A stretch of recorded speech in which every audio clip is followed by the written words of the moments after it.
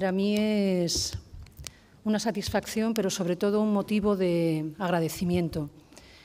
Cuando iniciábamos esta tarea, el nuevo equipo directivo de la agencia, hace un año y pocos meses, éramos muy conscientes de cuál era la percepción internacional que existía respecto de España en la lucha contra el dopaje.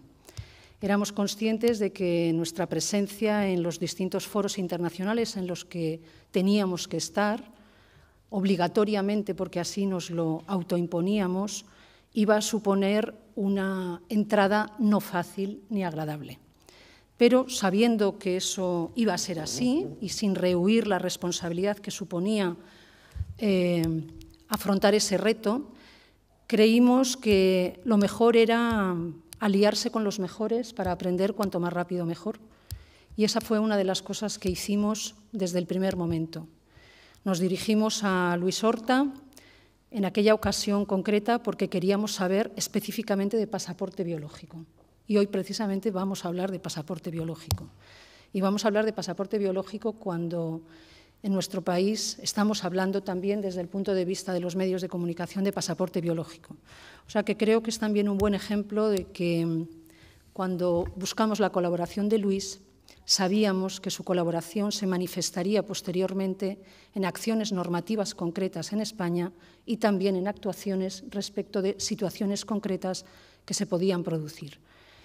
En aquel momento Luis nos recibió como un maratoniano, que es atleta, médico y responsable también maratoniano en la lucha contra el dopaje, no solo en el ámbito de la península ibérica, no solo Portugal, sino también España, porque ha sido un magnífico colaborador con los cuerpos y fuerzas de seguridad del Estado, con las autoridades antidopaje y también con el Laboratorio de Madrid, cuando en momentos difíciles, tanto del Laboratorio de Portugal como del de Madrid, su ayuda ha sido inestimable para nosotros. O sea que también en ese sentido, aunque con muchos años de retraso, gracias, Luis. Maratoniano, además, porque su vocación deportiva le lleva a no cejar en el empeño de que esta lucha merece la pena. Hoy se ha hablado en diversas ocasiones de dinero, han sido los requerimientos que yo he recibido de manera directa. No son las mejores épocas, pero yo lo que sí que puedo asegurar es que los mejores esfuerzos serán dedicados para obtener recursos que no siempre tienen que proceder del presupuesto público, sino que creo que los responsables políticos tenemos también la obligación de buscar los recursos allí donde existen y no en el lugar fácil del presupuesto público. Sin dinero, con críticas respecto a la efectividad de los controles, con la puesta en tela de juicio de que las organizaciones nacionales antidopaje y las organizaciones internacionales estén dando la respuesta que requiere esta lacra, como ya viene siendo denominada, hace que personas como Luis se rebelen vivamente porque también su energía y su carácter de buen deportista se manifiesta en la expresividad con la que cuenta lo que siente y lo que cree. Se rebela de pensar que 20 años no han servido para nada.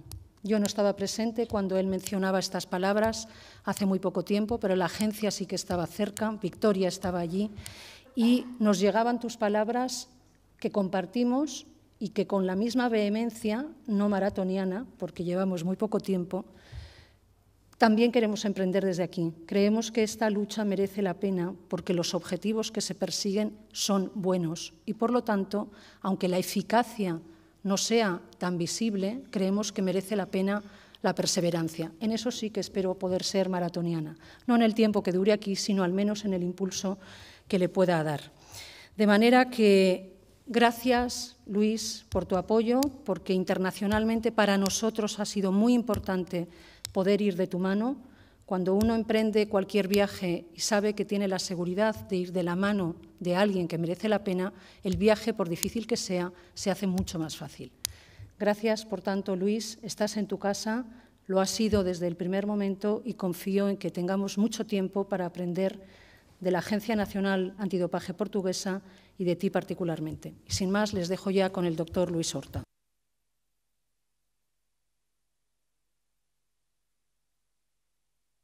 Muchas gracias por tus palabras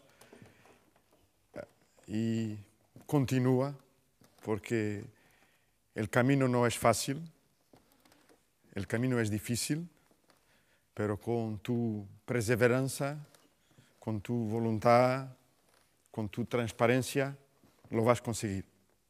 Pero yo te he dicho muchas veces que te tienes que preparar, porque el camino va a ser mucho difícil. Y mi camino ha sido también muy difícil. Y precisamente ahora yo estoy colaborando con mucho honor con España, pero no me puedo olvidar que cuando yo empecé, porque quería las cosas en el sitio correcto, he perdido casi todos los técnicos del laboratorio, inclusivamente el director. Y hizo lo mismo que tú hiciste. Yo fui a Barcelona primero a hablar con Jordi Segura, porque Jordi Segura era en ese momento de la subcomisión antidopaje del Comité Olímpico Internacional. Y Jordi Segura me ha ayudado mucho. Gracias, Jordi. En ese momento eras el profesor Jordi Segura. Ahora es Jordi. Y después caminé para Madrid. Y en Madrid encontré muchos amigos y sobre todo Cecilia y Paco, que me han ayudado también mucho. Por eso estar aquí es un placer para mí y un gran honor. Es la forma de agradecer todo lo que tiene de importante en mi carrera de contributos de españoles de este país que me ha ayudado. Bueno, me cabe a mí hablar del pasaporte biológico. Los quiero explicar que el pasaporte biológico es un poco como un huevo de Colombo. Como Jordi nos ha dicho con los plastificantes, otro huevo de Colombo. Las técnicas son difíciles, es difícil de implementar, pero la idea es una idea sencilla, pero es necesario tenerla. Porque un huevo de Colombo es eso. Es necesario pensar que hay la oportunidad de hacer. Bueno, las primeras diapositivas que les voy a presentar están en inglés. No es porque no tenga no quiera hablar en español. Yo quiero las poner en inglés porque esas diapositivas han sido creadas por Alain Garnier. Alain Garnier ha sido un colega nuestro que todavía está vivo, pero enfermo, que ha sido el primer director médico de la Agencia Mundial Antidopaje. Y estas primeras diapositivas, porque la idea del pasaporte pasó también por Alain Garnier, son las diapositivas que Alain Garnier ha hecho. Por eso, eso es una homenaje a Alain Garnier. Al final, porque necesitamos de un pasaporte biológico. Porque Jesús, porque Sandro, porque Jordi han explicado muy bien que hay limitaciones en la detección directa. Porque hay nuevas drogas apareciendo en el mercado todos los días. Y aquí tenemos una gran ventaja, es que con los métodos habituales, tradicionales, nosotros tenemos una fotografía sacada en un momento. Aquí con el pasaporte lo que tenemos es un vídeo, una serie de fotografías que se pueden sacar en diferentes momentos del tiempo. Cuando Alain Garnier ha hecho estas diapositivas, que nos decía, bueno, que tenemos ventanas de detección muy pequeñitas para EPO, sobre todo cuando los atletas hacen ahora no grandes dosis de EPO, pero pequeñas dosis de EPO. Y tenemos también siempre nuevas formas de EPO. Cuando Elio ha hecho esta diapositiva, Cera estaba empezando a aparecer. Y eso ha sido muy importante, la colaboración entre la Agencia Mundial Antidopaje y los laboratorios Roche. Ha sido un momento muy importante en la lucha contra el dopaje. Bueno, Jordi ha hablado de la autotransfusión. Todavía no tenemos un método para detectar directamente, pero tenemos un método que es fenomenal. Es fenomenal no solamente para ayudar el pasaporte biológico. ¿Y cómo puede ayudar? No es solamente para poder hacer controles inteligentes. Es también porque el Tribunal Arbitral de Lausanne aceptó por diversas veces evidencias paralelas al pasaporte. Un atleta tiene un pasaporte anómalo, pero tiene también una serie de controles no realizados porque no estaba en el sitio. Ha hecho alteraciones de su localización de última hora. Tiene en su orina un marcador de plastificantes. Todo eso es importante para demostrar que no es solamente los datos del pasaporte. Bueno, Jesús también ha explicado muy bien que tenemos dificultades en, por ejemplo, distinguir testosterona exógena y testosterona endógena. El RMS es una respuesta, pero no es una respuesta total, porque un RMS positivo es conclusivo, pero un RMS negativo no es conclusivo. No te dice que la persona no ha utilizado. Bueno, entonces, el cambio es sencillo de explicar con esta diapositiva. Tenemos dificultades en detectar la sustancia o el método.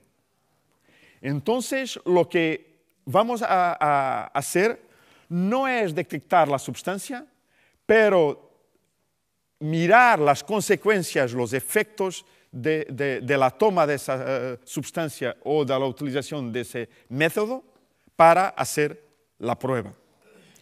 Por ejemplo, tenemos el riñón produciendo EPO, que estimula, como Jesús ha explicado, la médula ósea para producir más glóbulos rojos, más hemoglobina, más capacidad de transporte de oxígeno, más VO2 máximo. Pero lo mismo camino se puede hacer no con la EPO endógena, pero con la EPO exógena. Pero también la hormona de crecimiento puede, como se ha dicho, incrementar la masa magra, la masa muscular, disminuir la masa grasa, y eso es lo único anabolizante que lo hace. Por eso, para deportes donde hay necesidad de masa muscular y de deslocación del cuerpo en el espacio, es lo mejor. Pero también las personas muchas veces se olvidan que la hormona de crecimiento puede tener también un papel importante en el incremento de la masa de glóbulos rojos, así como el factor de crecimiento por lo cual actúa en los receptores celulares la hormona de crecimiento. La ventana de detección de microdosis de EPO por veces es menor que 24 horas. Por eso es muy difícil, mismo con controles inteligentes, sacar un positivo. Pero, ¿ustedes saben cuál es el tiempo de vida de un glóbulo rojo? 120 días en media. Entonces, lo que vamos a ver es la consecuencia de la toma de EPO, mirando al nivel de hemoglobina, mirando el nivel de glóbulos rojos, el hematócrito, que nos da una idea de la totalidad de glóbulos rojos que tenemos, los reticulocitos, que son los glóbulos rojos jóvenes, que después de una estimulación aumento exponencialmente. Entonces, aquí ahora entiende la diferencia entre los métodos tradicionales y el pasaporte biológico. Vamos a cambiar de una ventana de detección de 24 horas para una ventana de detección indirecta de 120 días. Porque los resultados de la toma permanecen en alteraciones de estos parámetros durante 120 días. Entonces, es la revolución total. La revolución total. Bueno, teníamos también otro problema, porque hace unos años UCI y también IAF han puesto un valor de 17 gramos de hemoglobina y 50% de hematócrito para UCI considerar lo que se llamaba no start rule. Esto era que un ciclista que antes de una competencia tenía más de 17 de hemoglobina o más de 50 de hematócrito, no era permitido competir. Y se hacían después testes para voltar a tener el valor normal. El problema es que ese valor no era bueno. ¿Por qué? Porque la distribución, aquí tenemos hemoglobina, la distribución en la población de la hemoglobina no es una distribución unimodal, no es solamente una curva de Gauss como la roja que tiene allá. Es una distribución bimodal. Hay personas que tienen bajos niveles de hemoglobina por su genética y hay personas que tienen niveles elevados de hemoglobina. Entonces, esa regla no era una regla buena y justa, porque, mira, si personas tenían un valor natural de hemoglobina elevada, entonces teníamos aquí falsos positivos. Pero en los otros que tenían fisiológicamente y genéticamente niveles muy bajos de hemoglobina, podían jugar con el sistema porque hasta llegar desde aquí hasta aquí tenían un espacio muy grande con falsos negativos. Entonces se ha pensado en la idea del seguimiento longitudinal. Y lo que tenemos aquí es un ejemplo. Aquí tenemos valores de referencia para hemoglobina, bajo y alto, y aquí tenemos valores de diversas muestras que han sido recogidas a un atleta. ¿Cuál es la diferencia? Es que estos valores de referencia, los primeros, son valores de referencia de la población. Cuando cada uno de nosotros va a un médico y lo médico nos solicita análisis de sangre, nosotros abrimos siempre el reporte para ver los valores de referencia, si están bien o no. Esos valores de referencia son valores de referencia de la población. En ese sistema, estos valores siguientes de referencia no son valores de referencia de la población, son valores de referencia del propio individuo. El sistema, el software, calcula los valores de referencia de acuerdo con las muestras que han sido sacadas. Y entonces se puede ver que lo rango aquí inicialmente es mucho mayor do que aquí, porque aquí al final tenemos valores de referencia del propio individuo. Entonces eso es también muy importante. Bueno, y el método estadístico. El método estadístico, el método el Bayesian Method, que ha sido creado hace 100 años por un cura irlandés, que se utiliza en múltiples campos de la ciencia. Yo estaba hace 2 años hablando de este tema en una facultad de ingeniería. Yo pensaba que iría a decir una cosa que ninguno conocía y un ingeniero civil me ha dicho, Bueno, pero eso es el mismo método que nosotros consideramos para calcular el riesgo de una puente se caer. Entonces, eso es una cosa que se utilizó y se utiliza en muchos ramos de la ciencia. ¿Cuál es la base? La base es tener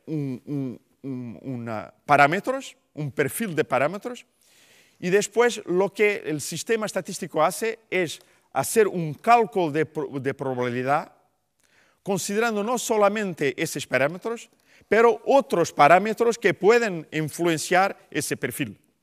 Entonces aquí, en este caso, ¿qué parámetros pueden influenciar este perfil? Por ejemplo, si el atleta ha hecho entrenamiento en altitud, si el atleta ha utilizado una cámara de hipoxia o una tienda de hipoxia, si el atleta ha tenido un problema de salud, si ha perdido sangre, si la muestra ha sido sacada en competición, fuera de competición o precompetición, porque el volumen plasmático cambia y los valores también cambian. Entonces, el laboratorio de Lausanne ha, con este método, desenvolvido un software, y es un biólogo que se llama Pierre-Edouard Sotage, que es el hombre que ha tenido la idea, no del pasaporte, pero la idea de utilizar este método y crear el software. Pero los resultados que salen del software no son completamente conclusivos. Entonces, es necesario que esos resultados puedan ser observados por peritos en hematología, peritos en fisiología de esfuerzo, en patología clínica, para saber si un resultado que sale del sistema es en la realidad la demostración de la utilización de una sustancia o de un método prohibido.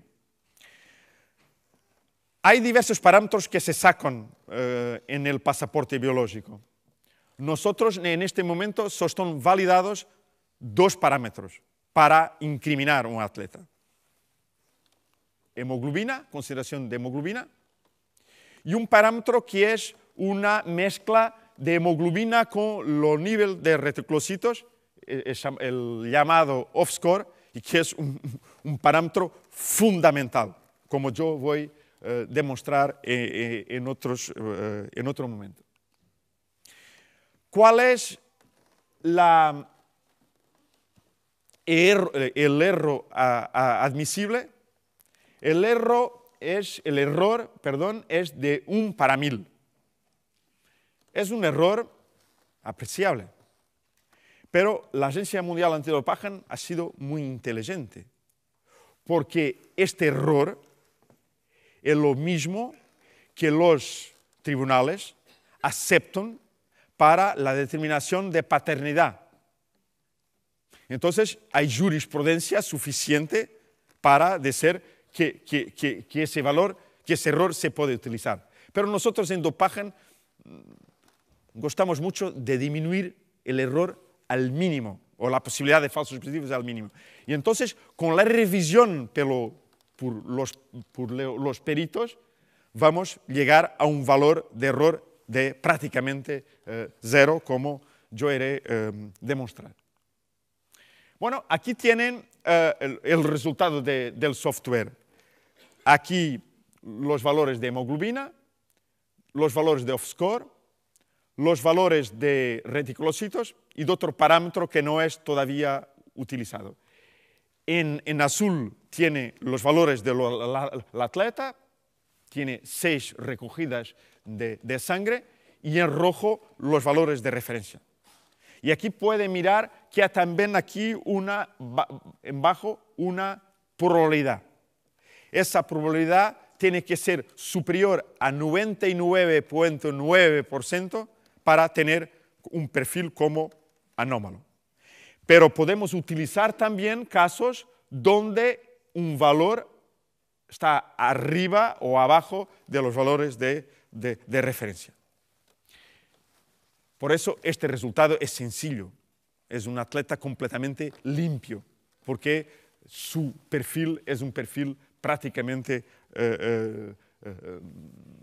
recto. Bueno, todos los métodos tienen problemas. Y esto también tiene problemas.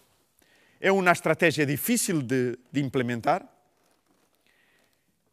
Dificultad en tener peritos con experiencia adecuada en el panel de expertos. Hay pocos, hay que formar más.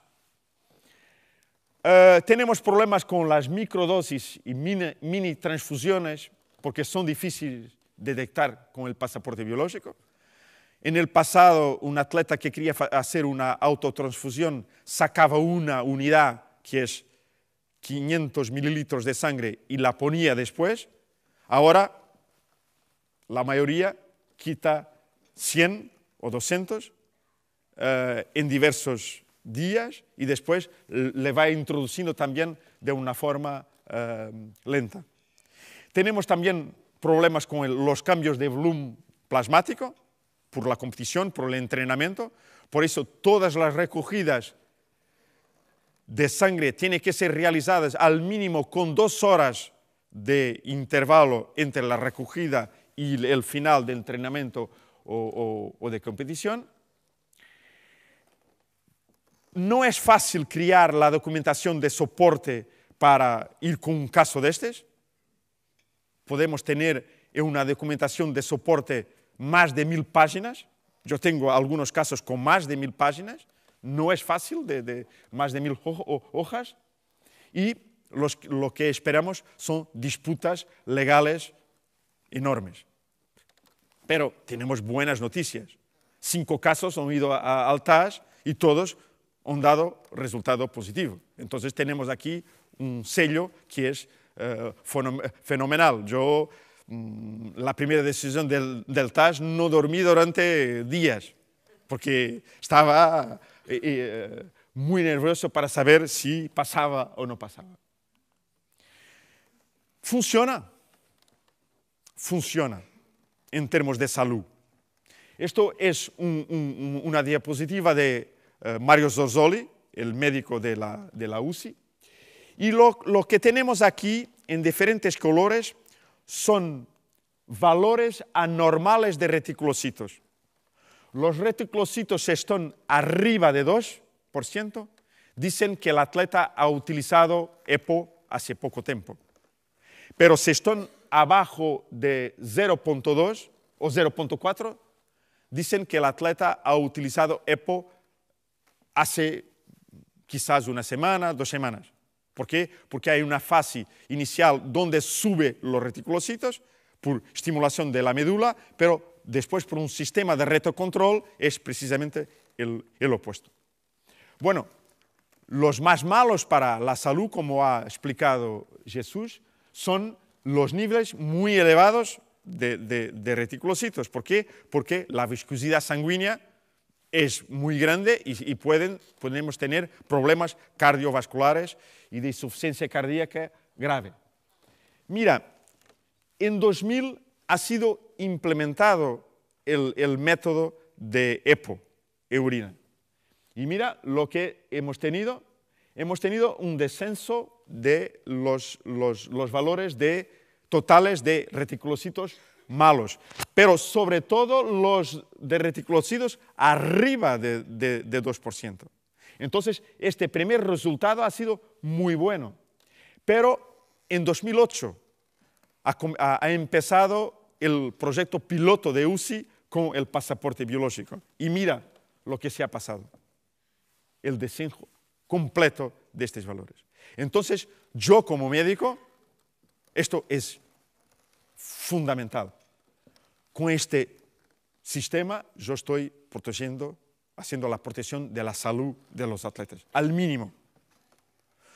Yo os digo que es totalmente eficaz cuando con el mismo recorrido de la Vuelta, el mismo recorrido del Tour de France, yo mire velocidades más bajas. Ahí nosotros ganamos el campeonato. O se cambian los recorridos con menos días de competición, pero las personas, todos nosotros queremos más días y queremos más dificultad. Entonces tenemos que esperar que las velocidades disminuyan. Bueno, pero ahora tenemos un nuevo módulo, el módulo urinario, el módulo esteroidal. Y como Jesús y Jordi nos han explicado, primero tenemos una concepción de una razón entre testosterona y pitestosterona. Porque como era difícil detectar la testosterona exógena, y como cuando una persona que toma testosterona exógena, la testosterona urinaria aumenta, pero hay una inhibición de la epitestosterona, entonces esta razón aumenta. Y comenzamos con 10, después bajamos para 6 y después bajamos para 4. Pero se ha demostrado que atletas utilizaban testosterona y tenían razones de 1. Por eso hemos entendido que esto no era la solución. Entonces se ha empezado a utilizar también el RMS. Pero el RMS, como hemos dicho, tiene también sus problemas. En 2004 se ha creado el primer documento técnico para esteroides endógenos. Y ahora, en 2013, estamos creando este módulo y también va a salir de pronto un documento técnico de EMA para revisar este anterior y Jordi Segura está involucrado también en la elaboración de ese documento. Entonces, el proceso es el mismo que teníamos para sangre. Los parámetros son diferentes, pero la filosofía es la misma. Y vamos a utilizar entonces diferentes metabolitos, diferentes razones que puede cambiar con la toma de testosterona, con la toma de gonadotropina coriónica, con diferentes sustancias. Los objetivos de este nuevo módulo son planeamiento de controles inteligentes, para direccionar también un análisis inteligentes por IRMs, pero también determinar violaciones de normas antidopaje, como hacemos con el método, el módulo de sangre. Por eso, en el pasado teníamos la razón TE y otros criterios. En el futuro vamos a tener el perfil esteroidal por el pasaporte biológico. Todavía vamos a tener problemas, pero no podemos resolver los problemas todos. Yo estoy de acuerdo con Jordi. Hay problemas, pero vamos a implementar el método y vamos poco a poco mejorando este método. Este era lo que nosotros hacíamos en el pasado. Sacábamos diferentes muestras, teníamos aquí diferentes parámetros, que son los mismos más o menos, y después determinábamos un coeficiente de variación. Y sabemos que para hombres este coeficiente de variación puede ir hasta 30. Si era superior a 30 quizás había un problema, pero no era eficaz ese sistema. Como Jesús ha dicho, tenemos muy pocos casos de atletas incriminados con este sistema. Bueno, esta es una diapositiva de WADA, de un estudio que han hecho, y esto es un primer resultado del perfil esteroidal, porque se está utilizando en algunas federaciones como proyecto piloto. Esto es un voluntario que se ha dopado con gonadotropina coriónica. ¿Y por qué utiliza un gonadotropina coriónica? Por diversos objetivos. Uno, si una persona toma esteroides anabolizantes o testosterona, sus testículos atrofían, porque no produce testosterona exógena. Entonces, después de tomar testosterona exógena, para no se quedar impotente o estéril, tiene que estimular los testículos. Y eso se hace con gonadotropina coriónica. También está probado que se puede utilizar gonadotropina coriónica porque utilizando al mismo tiempo testosterona exógena y gonadotrofina coriónica, que va a aumentar la testosterona endógena, eso puede ser utilizado para un poco manipular el método de IRMS.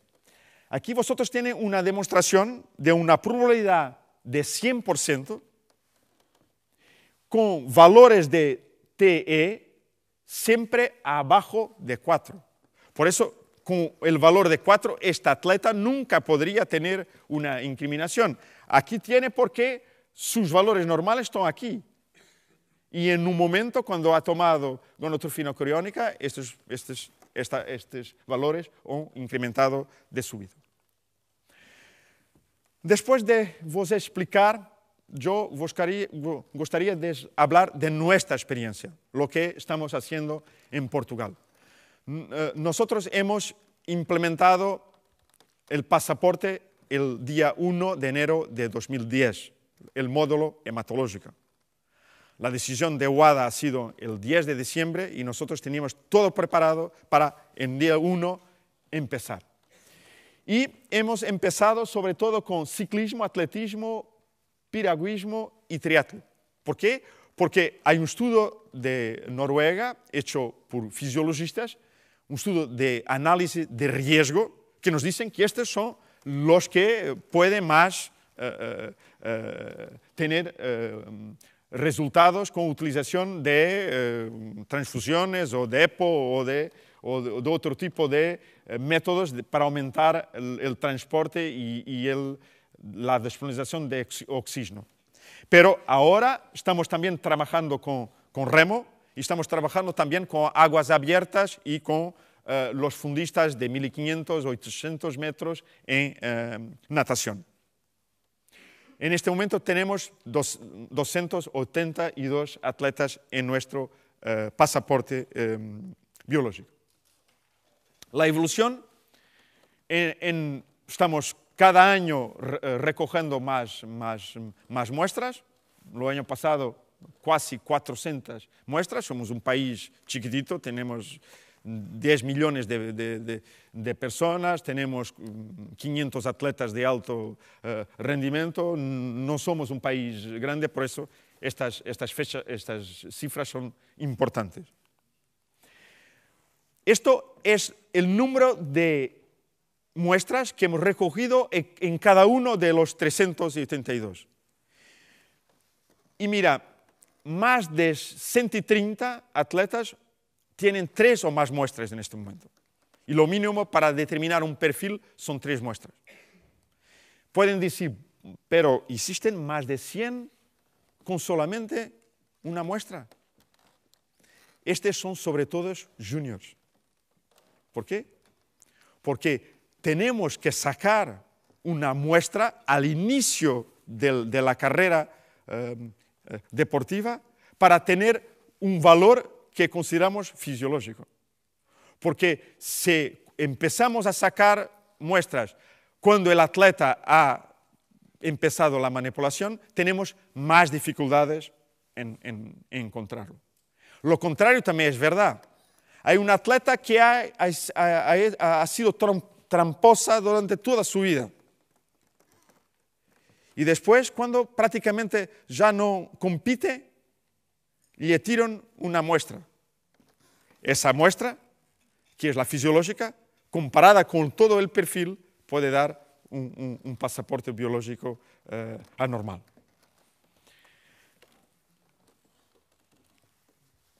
Cuatro etapas. Primera etapa, difícil.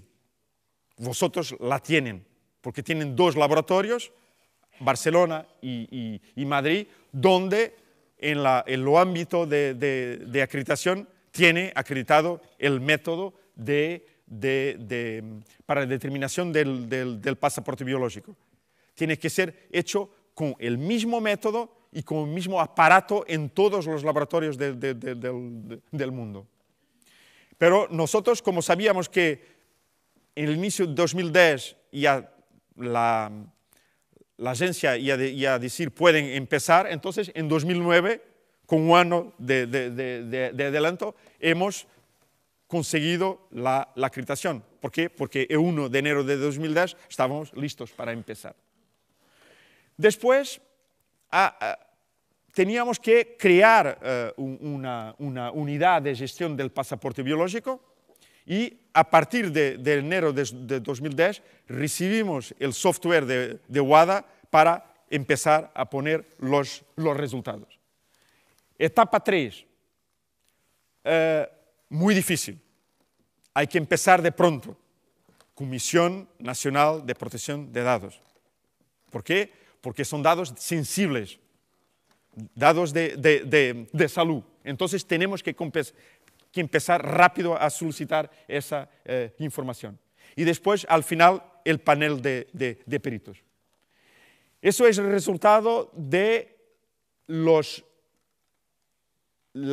control de calidad en los laboratorios. Todos los laboratorios que tienen el pasaporte biológico, todos los meses reciben de Suiza a muestras de sangre que tienen que demostrar que los resultados son comparables, porque, mira, un pasaporte aquí es muy importante, porque un pasaporte puede ser hecho con una muestra que se saca en Barcelona, otra que se saca en Madrid y otra que se saca en Lisboa. Entonces los resultados tienen que ser completamente comparables. Un documento técnico para la gestión de resultados es completamente diferente de la gestión normal. Antes de ir para procedimiento disciplinario, el panel de peritos dice este perfil es anormal, ese perfil es enviado al atleta para que el atleta, antes de ir para procedimiento disciplinar, pueda justificar por razones fisiológicas, por razones patológicas, ese perfil. El panel de peritos. Este es nuestro panel de peritos con un portugués, un italiano y un alemán. Lo alemán y lo italiano son los mejores del mundo.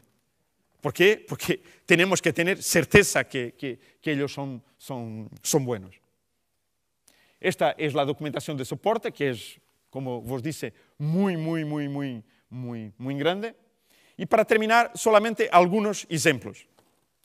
Mira, este es un ejemplo de la importancia del off-score.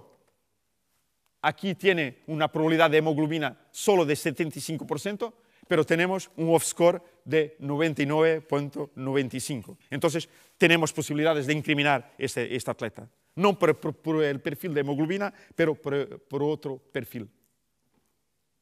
Esto es una manipulación con transfusión. Mira, en 10 días un atleta ha pasado de 120 de hemoglobina para 156. Y los valores de reticulocitos han demostrado que ha sido una transfusión que ha hecho, antes de una competencia muy importante. Un caso solamente con 5 muestras, donde tiene aquí un valor de reticulocitos muy grande. Un caso que está en disciplina con 4 muestras solamente. Es el récord del mundo hasta el momento. Solamente con 4 muestras tenemos un perfil anormal. Este ejemplo, más 2 diapositivas solamente. Este ejemplo es fundamental. Mira, tenemos aquí un perfil de 100. Aquí otro perfil de 100. Y aquí otro perfil de 100. Y este caso yo no lo he enviado para el panel de expertos. ¿Por qué? Porque aquí parece que hubo una recogida de sangre para ser utilizada posteriormente. Pero cuando vamos a ver estos valores, detectamos que había no solamente una disminución de hemoglobina y de hematócrito, pero que el volumen de glóbulos rojos estaba arriba, mucho arriba, había una anemia macrocítica. Entonces, esta es la demostración que esta persona tenía una anemia macrocítica. Lo que hemos hecho es contactar al médico de la federación, ha hecho tratamiento con vitamina B12 y ácido fólico y ahora ha voltado a su valor normal. Por eso, miren la importancia del trabajo del perito. Y eso es un perfil normal. Perfil normal. Eso es importante. ¿Por qué? Porque un perfil normal puede los atletas ahora nos piden perfiles normales para demostrar en sus equipos y las personas que los quieren contratar que son atletas limpios. Último slide. Diapositiva. Buenas noticias. Este método no es caro. Este método es más barato todavía. ¿Por qué? Porque un análisis de EPO en mi laboratorio cuesta 350 euros. Una muestra de sangre cuesta 55 euros. Por eso podremos construir un perfil con 6 muestras con el precio de una. Y también la buena noticia es que los valores que vamos a obtener con el perfil esteroideo son valores que van a ser creados con parámetros que existían en el pasado. Por eso el costo no es completamente cero, pero es un costo muy, muy, muy bajo. Por eso yo pienso que esta es una demostración que es un método que puede servir para el momento actual y puede servir para el futuro, porque se está preparando un tercer módulo, el módulo endocrinológico. Muchas gracias.